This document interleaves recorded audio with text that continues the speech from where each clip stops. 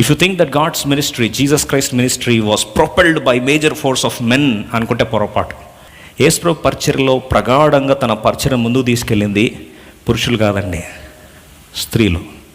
వినొచ్చు, అదేంటి ఇట్లాంటి మాట చెప్తున్నారంటే, 30 వెండి నాణాలకు అమ్మింది మనమే,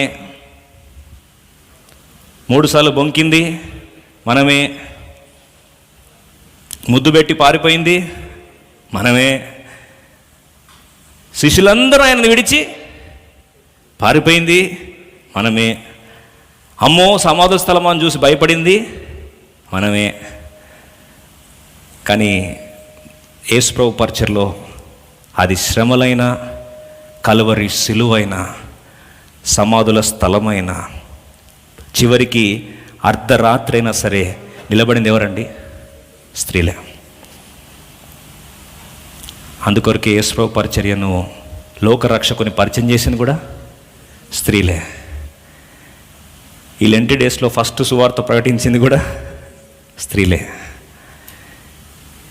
యేసుప్రభు పునరుద్ధానపు సువార్తను శిష్యులకు ప్రకటించి ప్రేరేపించింది కూడా స్త్రీలే.